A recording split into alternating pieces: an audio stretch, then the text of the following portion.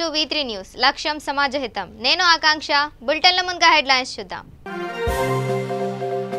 మేడ్చల్ జిల్లా షాపూర్ నగర్ లో లక్ష్మణ్ పిల్లలు ఆసుపత్రి వైద్యుల నిర్లక్ష్యం 13 నెలల చిన్నారికి చెయ్యి కాలిందని ఆసుపత్రికి వెళితే కాటికి పంపిన వైనం ఎమ్మిగనూరు రావూస్ డిగ్రీ కాలేజ్ ను సీజ్ చేయాలని ఎస్ఎఫ్ఐ ధర్నా వీసీని వెంటనే సస్పెండ్ చేయాలంటూ దిష్టిబొమ్మను దహనం శంషాబాద్ లో అవినీతి నిరోధక శాఖ అధికారులకు చిక్కిన కరెంట్ లైన్ మ్యాన్ 28,000 లంచం తీసుకుంటుండగా రెడ్ హ్యాండెడ్ గా పట్టుకున్న అధికారులు శ్రీకాళహస్తీశ్వర ఆలయంలో ఘనంగా పవిత్రోత్సవాలు ప్రారంభం వ్రతచరి ఉపచార పూజలు నిర్వహించనున్న ఆలయ అధికారులు ఇక డీటెయిల్స్ చూస్తే మేడ్చల్ జిల్లా కుత్బుల్లాపూర్ లో దారుణం చోటు చేసుకుంది నవీన్ కుమార్ అనే వ్యక్తికి పూర్ణసాయి అనే 13 నెలల చిన్నారి ఉన్నాడు పూర్ణసాయి ఆడుకుంటూ వేడి నీటిలో పెట్టడంతో చేయి కాలింది దీంతో హుటాహుటిన తల్లిదండ్రులు కుత్బుల్లాపూర్ సర్కిల్ పరిధిలోని షాపూర్ నగర్ లో లక్ష్మణ్ పిల్లలు ఆసుపత్రికి తీసుకువచ్చారు డాక్టర్ లక్ష్మణ్ వైద్యం నిర్లక్ష్యం కారణంగానే తన కొడుకు మృతి చెందాడని మృతుడి తండ్రి ఆగ్రహం వ్యక్తం చేశారు బాధిత కుటుంబ బంధువులు డాక్టర్ నిర్లక్ష్యం అడిగితే నిర్లక్ష్య సమాధానం ఇవ్వడంతో చిన్నారి ప్రాణానికి బాధ్యులైన లక్ష్మణ్ను ఆసుపత్రి యాజమాన్యాన్ని వెంటనే అరెస్టు చేయాలని బాధితులు ఆసుపత్రి వద్ద ధర్నా చేశారు కుటుంబ సభ్యులు జీడిమెట్ల పోలీసులకు ఫిర్యాదు చేయగా కేసు నమోదు చేసుకుని దర్యాప్తు చేస్తున్నారు మీరు ఇంకొక హాస్పిటల్ కి సెకండ్ ఒపీనియన్ పోండి అని చెప్పినారు అంటే ఇక్కడ వీళ్ళు 30th నుంచి 4th వరకు కూడా ఏదైతే ట్రీట్మెంట్ ఇచ్చినారో అదంతా జస్ట్ టైం పాస్ చేసినట్టు మళ్ళీ వీళ్ళే చెప్తున్నారు 3 to 4% ఆఫ్ బర్నింగ్స్ అని 3 to 4% ఆఫ్ బర్నింగ్ కేసులలో ఎక్కడ మరణం సంభవించదు ఇక్కడ ఏం జరిగిందంటే మనకు స్పష్టంగా కనబడుతుంది ఇక్కడ వీళ్ళు వైద్యులు ఏదైతే వైద్యం చేసినారో అది పూర్తిగా కూడా అది నిర్లక్ష్యం వైద్యుల నిర్లక్ష్యం వల్లనే ఇప్పుడు బాలుడు మరణం సంభవించింది తర్వాత మనం ఇక్కడ నుంచి వేరే హాస్పిటల్ కి వాళ్ళు తీసుకెళ్తే వాళ్ళు అప్పటికి వాళ్ళు చెప్పినారు ఇది ఆల్మోస్ట్ కూడా మొత్తం బాడీ ఇన్ఫెక్షన్ అయిపోయి ఉన్నది ఇప్పుడు ట్రీట్మెంట్ కి ఎటువంటి అంటే సపోర్ట్ చేయదు బాడీ అని చెప్పి వాళ్ళు చెప్పడం జరిగింది చెప్పినాక వితిన్ అవర్స్ లోనే బాడీ కొలాప్స్ అవ్వడం జరిగింది దీనికి మొత్తం కూడా కాజ్ ఎక్కడ ఉంది అని అంటే డాక్టర్ లక్ష్మణ్ హాస్పిటల్ ఇక్కడ మూలాలు ఇక్కడికి వచ్చిన వాళ్ళు నియర్ బై హాస్పిటల్ ఇక్కడ లక్ష్మణ్ హాస్పిటల్ పైన నమ్మకంతో ఇక్కడికి వస్తే వాళ్ళ నమ్మకాన్ని వమ్ము చేసి ఇక్కడ ట్రీట్మెంట్ సరిగ్గా ట్రీట్మెంట్ ఇవ్వకపోయినందునే ఇప్పుడు ఆ బాలుడు మరణం సంభవించింది మనం ఏం కోరుకుంటున్నాం అంటే ఇటువంటి ఘటనలు పునరావృతం కావద్దు ప్లస్ ఇక్కడ వీళ్ళకి టిట్ ఫర్ టాట్ లెక్క వీళ్ళకి ఉండాలా ఇక్కడ వీళ్ళు కంపల్సరీ ఏదైతే చేసినారో దానికి వీళ్ళు గుణపాఠం అనుభవించాలి దీనిపైన అధికారులు కానివ్వండి మెడికల్ డిపార్ట్మెంట్ కూడా ఫోన్ చేసినాం చెప్తుంటే అయిపోయేది కదా అవసరం లేదండి అట్లా ఇప్పుడు చాలా ప్రాణమే పోయింది అసలు బాబుది అట్లా బర్నింగ్ కేసులు చాలా సార్ చెప్పేది ఏంటంటే ఇన్ఫెక్షన్ రావచ్చు ఇన్ఫెక్షన్ వచ్చి చనిపోయినా కూడా మా బాధ్యత ఏముంటది హాస్పిటల్ అంటే చనిపోతాం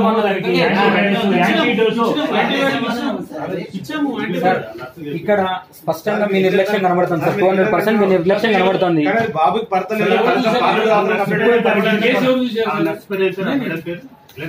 లేదు సార్ మీరు కాదంటే ఒక చూస్తే ఇబ్బంది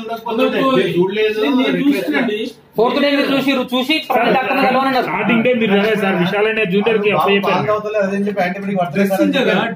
చెప్పారు కానీ సార్ ఏమన్నా అమ్మ అట్లా అయితే వాంతి చేస్తే తాగరు ఉంటారు 2 రోజులు అని చెప్పి ఆ యాంటీబయాటిక్ వాళ్ళు సరే అని చెప్పి అన్నట్టు అట్లాంటి కంటిన్యూషన్ వల్ల ప్రాబ్లం ఉంది కనీసం వీళ్ళు మళ్ళీ ఇంకో సిరప్ కూడా మార్చలేరు మళ్ళీ యాంటీబయాటిక్ అవసరం లేదు యాంటీబయాటిక్ మంచిదే ఉంటుంది కర్నూలు జిల్లా ఎమ్మిగనూరు పట్టణంలోని ఎస్ఎఫ్ఐ పట్టణ అధ్యక్షుడు అజిత్ కుమార్ అధ్యక్షతన సోమప్ప కూడలి నందు నిర్వహించారు ఈ సందర్భంగా వారు మాట్లాడుతూ రావూస్ డిగ్రీ కాలేజీకి తొత్తుగా మారినటువంటి వీసీని వెంటనే సస్పెండ్ చేయాలంటూ ఎస్ఎఫ్ఐ ఆధ్వర్యంలో దిష్టిబొమ్మను దహనం చేశారు ఈ సందర్భంగా ఎస్ఎఫ్ఐ నాయకులు మాట్లాడుతూ అద్దె భవనాల్లో కళాశాల నిర్వహిస్తూ ఇటువంటి విద్యార్థులకు కనీస మౌలిక వసతులు కల్పించక విద్యార్థులు గొంతుక వినటానికి విద్యార్థులు నాయకుల మీద విద్యా యాజమాన్యులు బెదిరింపులకు పాల్పడ్డారని విషయం ఖండిస్తూ కాలేజీని వెంటనే సీజ్ చేయాలని విద్యార్థి నాయకులు డిమాండ్ చేశారు ఈ కార్యక్రమంలో పట్టణ అధ్యక్షులు అజిత్ కుమార్ ఉపాధ్యక్షులు ఉదయ్ మండల కార్యదర్శి సిసింద్రి అరుణ్ గోవింద్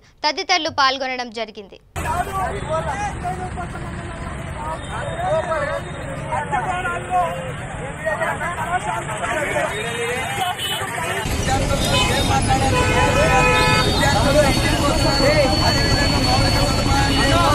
అదేవిధంగా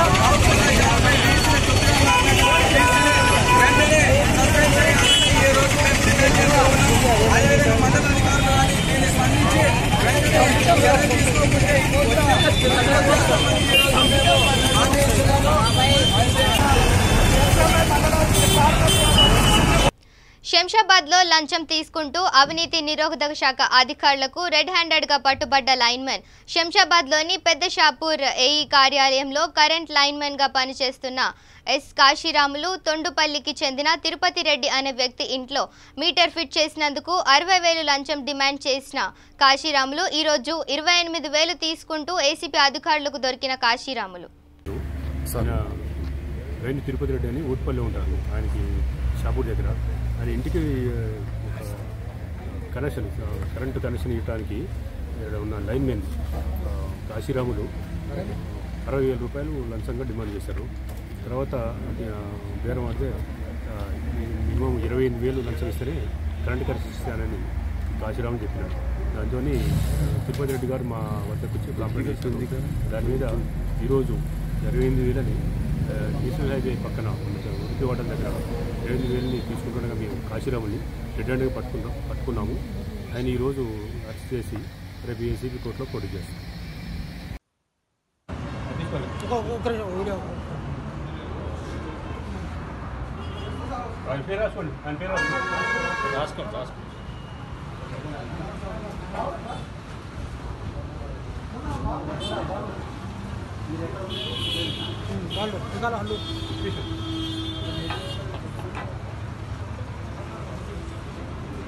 శ్రీకాళహస్తీశ్వర ఆలయంలో ఘనంగా పవిత్రోత్సవాలు ప్రారంభమయ్యాయి. నేటి నుంచి 13వ తేదీ వరకు ఈ ఉత్సవాలను నిర్వహించనున్నారు.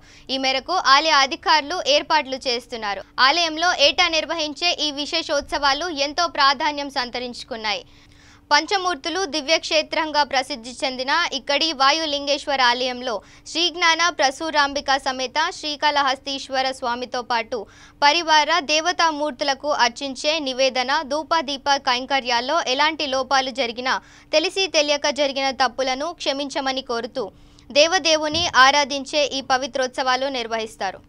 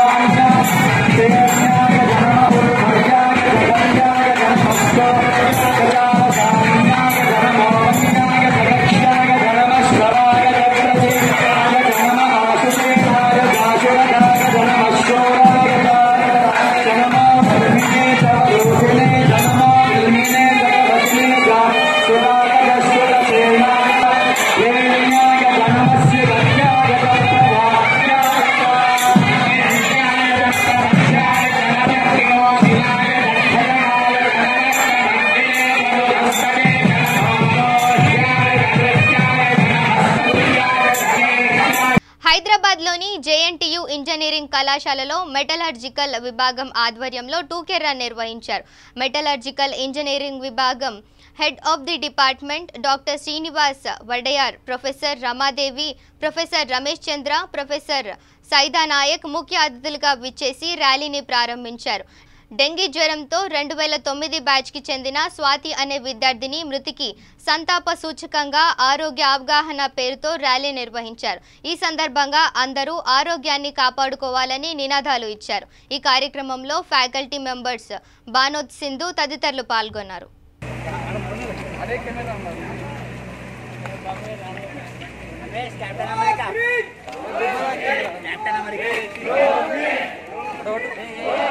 Say no to. Say no to. Say no to. Okay, chala. Plastic. Plastic. Go green. Go green. Go green. Go green. Kurnool జిల్లా పెద్ద కడబూరు మండలం మురపని గ్రామంలో పొలం కోసం ఒకరినొకరు వాగ్వివాదానికి దిగారు. సర్వే నెంబర్ 677/C2 వెంకటలక్ష్మి అన్నదరాయ్కు చెందిన పొలం. తమ పొలం సాగుబడి చేస్తుండగా దాయాదుల ప్రణేష్, భీమేష్, ధనలక్ష్మి, చిన్నస్వామి, వేణు మరికొంతమందిని తీసుకొని వచ్చి దౌర్జన్యంగా తమ పొలంలో ట్రాక్టర్తో దున్నటానికి వస్తే సొంత భూమి వారిమైన మేము అడ్డుకోపోయేసరికి మహిళ అని కూడా చూడకుండా అన్నదారాయిన్ పైన ట్రాక్టర్తో తొక్కించి చంపటానికి ప్రయత్నించగా తీవ్ర గాయాలతో బతికి బయటపడ్డానని బోర్న విలపించారు. ఏ సమయంలోనైనా మళ్లీ మాపై దాడి చేశారని వెంటనే వారిపై కఠిన చర్యలు తీసుకోవాలని, లేని పక్షంలో మేము బ్రతకలేనని ఆవేదన వ్యక్తం చేస్తున్నారు.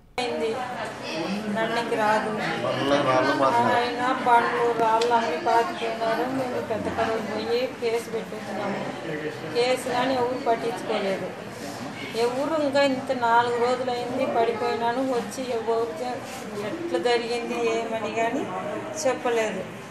మా పరిస్థితి ఎట్లా ఇట్లనే ఉన్నాయి. కోర్టు పెట్టామని చెప్పినా కానీ ఇల్లదు. వాడు ఎవరు కోర్టు ఉంది, మేము సస్తామో బతుకుతామని కానీ మాకే తెలియదు సార్. ఎప్పుడు వస్తారో, ఎప్పుడు కొడతారో, ఎప్పుడు సస్తామో తెలియదు సార్. మాకు మా పరిస్థితి ఇట్లయిపోయింది సార్. ఇదిగో 3వ అయింది. ఇది ఎవరు పట్టించుకోరు.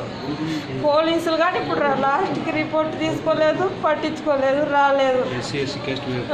మళ్ళీ ఏమన్నంటే మీరు వాపస్ తీసుకుంటారా, ఎస్సీ కేసు పెడదామని బెదిరిస్తుంటారు. దీనికి ఏం పరిష్కారం చేస్తారో చేయండి సార్. మీ పేరు? నా పేరు వెంకటలక్ష్మి సార్. హెచ్మురుని. మరి హెచ్మురుని పొద్దున్నే 7 గంటలకు వచ్చినారు. మేము పొలంలోనే ఉన్నాము. అంతా పంట వేసుకునేకి రెడీ చేసి పెట్టుకున్నాము. 7 గంటలకే వచ్చి మొత్తం ఒక 30 మంది పైనే వచ్చినారు. పిల్లలు, నా కొడుకుని, మా ఆయన్ని, నన్ని ఇంటి కొట్టి ట్యాటర్ కడ్డం పోయిందానికి ట్యాటర్తోనే కొడుతున్నారు సార్. 2 తోళ్ళు పుండ్లైంది. నన్నికి రాదు. ఆయన బండ్లు రాళ్ళు అన్ని పాతిపోయినారు. మేము పెద్ద కడూరు పోయి కేసు పెట్టేసినాము. కేసు కానీ ఎవరు పట్టించుకోలేదు. ఎవరు ఇంకా ఇంత 4 రోజులైంది పడిపోయినాను, వచ్చి ఎవరికి ఎట్లా జరిగింది ఏమని కానీ చెప్పలేదు. మా పరిస్థితి ఎట్లా ఇట్లైనా ఉన్నాయి. కోర్టు పెట్టామని చెప్పినా కానీ ఇల్లదు. వాడు ఎవడు కోర్టు, వాడు వచ్చి వాడి దగ్గర ఇది తెచ్చే వరకు మీరేం దీంట్లో ఉండొద్దండి అని దొబ్బినారు సార్. అంతా వాళ్ళు చేను పక్కన వాళ్ళు ప్రాణేశు, భీమేశు, చిన్నస్వామి, వేలు, ఇంకా పక్కన వాళ్ళు తోడుకొచ్చిన మనుషులు కానీ ఏసీ వాళ్ళు, బాయ్ వాళ్ళు, వాళ్ళందరిది కానీ ఉంది సారు. మా పొలం ఉందని వచ్చి అడిగినారు. ఇంతకుముందే 4 నెలల కిందే ఉంటే కోర్టు తరఫున తెలుసుకుందామని కోర్టుకు పెట్టినాను. కోర్టు మాకు నోటీస్ కానీ ఇచ్చింది. మేము చేసుకొని ఉన్నాము పొలము. వాళ్ళు ఉన్నట్ల మొత్తము బంధువులు 10 మంది, ఊరు వాళ్ళు, ఎస్సీ వాళ్ళు ఒక 20 మంది వచ్చినారు. ఒకటేసారి ట్రాక్టర్ తీసుకొని వచ్చి పొలం దున్నారు. రాళ్ళు పోతున్నారు, బండ్లు పోతున్నారు. ఇంకా మేము అడ్డుపోతే మమ్మల్ని కొట్టినారు. అందరూ కొట్టినారు పట్టుకొని. ట్రాక్టర్ నా భార్యని ఎక్కించినారు. కాళ్ళ మీద పడిపోయింది. చెప్పుతా కొట్టినారు. మాకు చాలా అవమానం జరిగింది. మాను తలెట్టుకోలేము. మాకు అవమానం జరిగింది. మేము బతకాలంటే న్యాయం చదివితే బతుకుతాం, లేదంటే మాకు చావే గతి. ఏ ఊరు? హెచ్చుమూరుని స్టేషన్కి పోయినాము. స్టేషన్లో పోయి మేము కంప్లైంట్ ఇచ్చి వచ్చినాము. వాళ్ళు ఏమీ చర్యలు తీసుకోలేదు. నిజామాబాద్ జిల్లా దుబ్బా కాలనీలో బాలన గణేష్ మండలి ఆధ్వర్యంలో గణనాథునికి ప్రత్యేక పూజలు నిర్వహించారు. ఈ సందర్భంగా వారు మాట్లాడుతూ గత 8 సంవత్సరాలుగా కాలనీ వాసులందరూ భక్తితో గణపయ్యను కొలుస్తున్నామని అన్నారు. ప్రతి సంవత్సరం లాగే ఈ సంవత్సరం కూడా కాలనీ వాసులందరూ కలిసి అన్నదాన కార్యక్రమాన్ని నిర్వహించామని తెలిపారు. సోమవారం ఏకాదశి సందర్భంగా గణపతికి పలు రకాల నైవేద్యాలు సమర్పించి విశేష పూజలు నిర్వహించారు. ఓం శ్రీమన్మహాగణాధిపతయే నమః మహాసరస్వత్యై నమః శ్రీగురుభ్యో నమః. హరి ఓం గణానాం త్వా గణపతిం హవామహే కవిం కవీనాముపమశ్రవస్తవం జ్యేష్ఠరాజం బ్రహ్మణాం బ్రహ్మణస్పత ఆనుష్ఠన్వన్నోతిభిः సీదసాదనం. ఓం నమః శివాయ. హరి ఓం. భక్తజనులకు ముఖ్య గమనిక, గత 8 సంవత్సరాల నుండి మన దుబ్బాలో శ్రీ బాలన గణేష్ మండలి తరపు నుంచి 8 ఏళ్ల నుంచి మనం గణపతి పెట్టడం జరుగుతుంది. అలాగే ఈ సంవత్సరం కూడా మన కాలనీ వాళ్ళందరూ కూడా కలిసి చందా వేసి అందరూ కూడా ఒకరి తర్వాత ఒకరు వేసుకుంటూ అందరూ కూడా పాల్గొంటూ ఇక్కడ గణపతిని నిమజ్జనం తర్వాత ఇక్కడ పెట్టడం జరిగింది. ఇది 8వ సంవత్సరము. ప్రతి సంవత్సరం కూడా విశేషమైన పూజలు చేస్తూ విశేషమైన భజనలతో అన్నదానాలు అన్నీ కూడా పెడుతూ చాలా బ్రహ్మాండంగా ఇక్కడ పూజలు చేయడం జరుగుతుంది. అలాగే ఈసారి 8వ సంవత్సరం పూర్తి చేసుకొని ఈసారి ఈరోజు విశేషంగా భావించి ఈరోజు సోమవారం ఏకాదశి కావున ఈరోజు ఉదయం నుంచి పూజలు చేస్తూ అలాగే సత్యనారాయణ వ్రతాలు చేసుకుంటూ సామూహికంగా ఆ తర్వాత దీని అనంతరము మన కమిటీ వాసులందరూ కూడా పాల్గొంటూ అన్నదాన కార్యక్రమం ఇక్కడ నిర్వహించడం జరుగుతుంది. అలాగే ప్రతి ఏడాది కూడా మన దగ్గర విశేషమైన పూజలు ఇలాగే ఉంటాయి. ఎప్పటికి కూడా ఈ కాలనీ వాసుల పైన ఈ స్వామివారి యొక్క దయ ఉండాలని కోరుతూ ప్రతి మాసాన్ని కూడా ప్రతి ఏడాది కూడా ఈ పూజలు ఇక్కడ నిర్వహించడం జరుగుతుంది.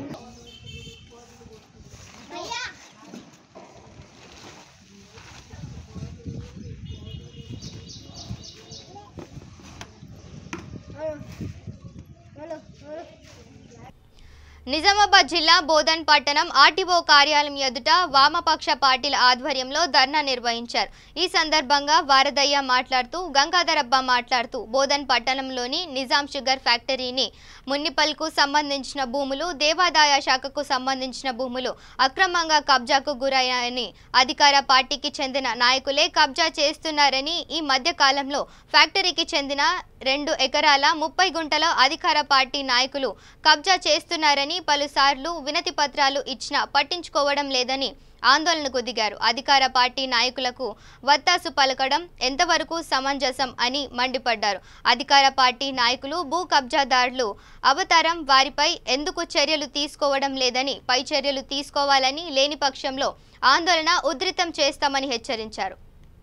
1996లో 5 వామపక్ష పార్టీల ఆందోళన మేరకు 16,000 ఎకరాల నిజాం షుగర్ ఫ్యాక్టరీ భూముల్లో 9,000 ఎకరాల భూమి పంపిణీ కాగా మిగతా భూమి ప్రభుత్వ స్వాధీనంలో ఉంది. 96 నుంచి ఇప్పటి వరకు దాదాపు 20-22 సంవత్సరాల కాలంలో అనేక భూములు అన్యాక్రాంతం అవుతున్న పరిస్థితి చూస్తున్నాం.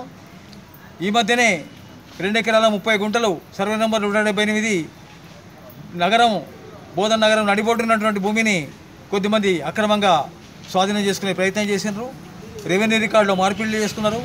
వాస్తవంగా ఆ భూమి 1953లో ఒక వ్యక్తి నుంచి నిజాం షుగర్ ఫ్యాక్టరీ ఆ రోజు కొనుగోలు చేసింది. ఆ భూమి షుగర్ ఫ్యాక్టరీ ఆస్తి తప్ప అట్టి భూమిని 96-97 ఆ ప్రాంతంలో మార్పిడి చేసుకొని ఆ తర్వాత అమ్మే ప్రయత్నాలు కూడా చేసినట్టు రికార్డులు సృష్టించుకున్న పరిస్థితి చూస్తుంటే ఇందులో కోర్ కమిటీ కానీ ప్రభుత్వ యంత్రాంగం కానీ దీనిపైన స్పందించాల్సిన అవసరం ఉందని చెప్పి భావిస్తున్నాం. వెంటనే వాటికి సంబంధించిన వివరాలన్నీ బహిర్గతం చేయాలి. 1996 తర్వాత ఇప్పటి వరకు నిజాం షుగర్ ఫ్యాక్టరీ భూములకు సంబంధించినటువంటి మొత్తం భూముల పంపిణీ పైన భూములు ల్యాండ్ పర్చేస్ స్కీమ్ కింద కానీ కార్పొరేషన్ల ద్వారా పంపిణీ చేసిన భూములు కానీ ఇతరత్ర అమ్మిన భూములు కానీ మార్పిడి చేసిన భూములపైన కానీ మొత్తంగా శ్వేతపత్రం విడుదల చేయాలని చెప్పి వామపక్ష పార్టీలుగా డిమాండ్ చేస్తున్నాం. ఇప్పటికీ గత 15 రోజుల క్రితం దీనిపైన ఆర్డీఓ గారికి ఇదే ప్రజావాణిలో దరఖాస్తు ఇవ్వడం జరిగింది. దానిపైన ఇప్పటికీ ఏం చర్య తీసుకున్నారో స్పష్టత లేదు. దానిపైన స్పష్టత ఇవ్వాలని చెప్పి ఆర్డీఓ గారిని కోరుతున్నాం. రాజన్న సిరిసిల్ల జిల్లా కోనరావుపేట మండలంలోని మల్క్పేట గ్రామంలో సీఎం కేసీఆర్ ప్రతిష్టాత్మకంగా చేపట్టిన 30 రోజుల కార్యాచరణ ప్రణాళిక కార్యక్రమంలో డిపిఓ రవీందర్ పాల్గొన్నారు. ఈ సందర్భంగా ఆయన మాట్లాడుతూ సీఎం కేసీఆర్ ఆదేశాల మేరకు 30 రోజుల కార్యాచరణ ప్రణాళిక కార్యక్రమంలో భాగంగా మల్క్పేట గ్రామంలో పారిశుద్ధ్యం, హరితహారం, ఇంకుడు గుంతలు, వైకుంఠధామం, డంప్ యార్డ్ మరియు విద్యుత్ సమస్యలపై 30 రోజుల ప్రణాళిక సిద్ధం చేసుకోవడం జరిగిందని అన్నారు. ఈ కార్యక్రమంలో డిపిఓ రవీందర్, గ్రామ సర్పంచి ఆర్ఏ లత, ఎంపీపీ చంద్రయ్య గౌడ్, ఉప సర్పంచ్ అంజయ్య, ఏపీఓ దేవరాజు, కార్యదర్శి మహేష్, టీఏ జ్యోతి, వార్డు సభ్యులు, ఆశా వర్కర్లు, అంగన్వాడీ కార్యకర్తలు తదితరులు పాల్గొన్నారు. ఉద్దేశాల మేరకు రాష్ట్రంలో 30 రోజుల కార్యాచరణ ప్రణాళికకు సంబంధించి ఈరోజు కోనరావుపేట మండలంలోని మల్కపేట గ్రామాన్ని సందర్శించడం జరిగింది. మల్కపేట గ్రామంలో కూడా 30 రోజుల ప్రణాళికకు సంబంధించి కార్యాచరణ కమిటీలు వేసుకోవడం జరిగింది. అట్లాగే కోఆపరేటివ్ సభ్యులు కూడా గ్రామ పంచాయతీ ఆధ్వర్యంలో ఎన్నిక చేసుకోవడం జరిగింది. రోజులు గ్రామసభ నిర్వహించుకొని కమిటీలు ఏర్పాటు చేసుకొని గ్రామంలో సమస్యలు గుర్తించడానికి కోసం వాళ్ళు పాదయాత్ర కూడా నిర్వహించుకొని సమస్యలను గుర్తింపు చేస్తున్నారు.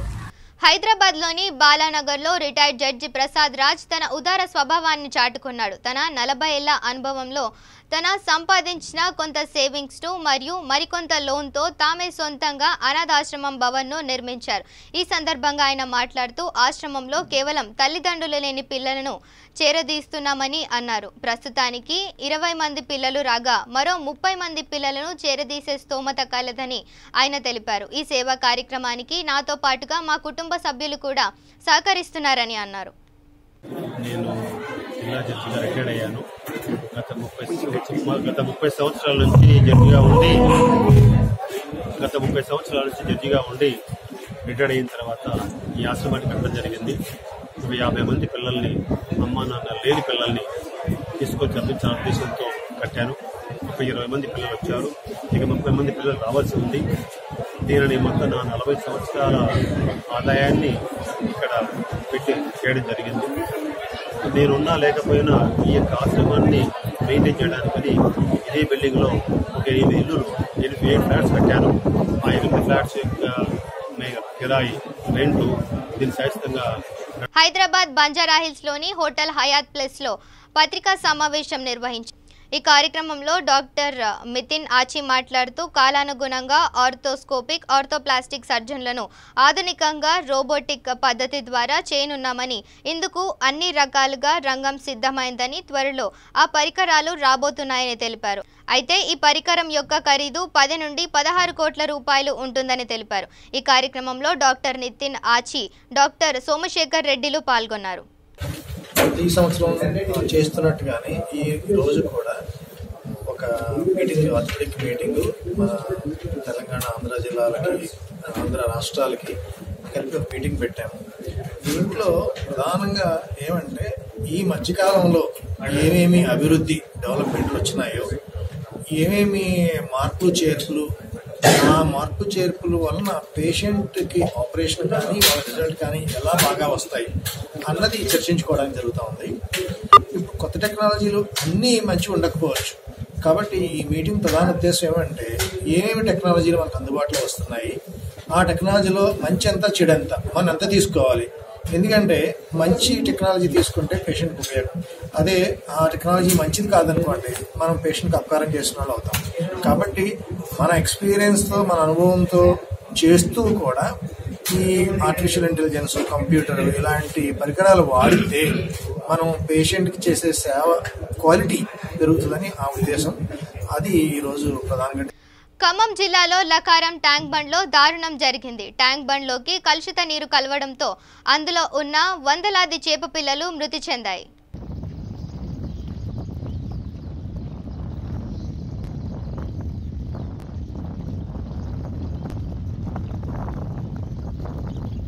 సూర్యాపేట జిల్లాలో ఈ నెల 11న మోతే మండల కేంద్రంలో జరిగే తెలంగాణ వ్యవసాయ కార్మిక సంఘం మండల మహాసభను విజయవంతం చేయాలని తెలంగాణ వ్యవసాయ కార్మిక సంఘం జిల్లా ప్రధాన కార్యదర్శి మట్టిపల్లి సైదులు పిలుపునిచ్చారు. సోమవారం మండల కేంద్రంలో నిర్వహించిన ముఖ్య కార్యకర్తల సమావేశంలో ఆయన మాట్లాడుతూ అనేక పోరాటాల ద్వారా సాధించుకున్న ఉపాధి హామీ చట్టాన్ని కేంద్రం రాష్ట్ర ప్రభుత్వాలు నిర్వీర్యం చేస్తున్నాయని ఆరోపించారు. టీఆర్ఎస్ ప్రభుత్వం ఎన్నికల ముందు ఇచ్చిన వాగ్దానాలు అమలు చేయడంతో ఘోరంగా వైఫల్యం చెందిందని అన్నారు. 30 రోజుల గ్రామ ప్రణాళికతో సమస్యలు పూర్తిగా పరిష్కారం కావని రెగ్యులర్గా అధికారులు గ్రామాల్లో పర్యటించినప్పుడే సమస్యలు పరిష్కారం అవుతాయని అన్నారు.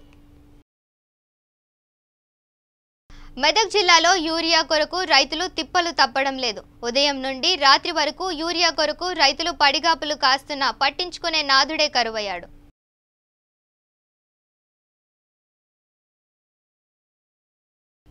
మెహదీపట్నం పరిసర ప్రాంతాల్లోని తాళ్లగడ్డలో Haridas Nagar friends youth association ఆధ్వర్యంలో గణపతి ఉత్సవాలు సంబరంగా జరుగుతున్నాయి. ఈ అసోసియేషన్ ఆర్గనైజర్ శివరాజ్ మాట్లాడుతూ గత 25 సంవత్సరాల నుండి గణపతి ఉత్సవాలను Haridas Nagar friends youth association ఆధ్వర్యంలో నిర్వహించడం జరుగుతుంది.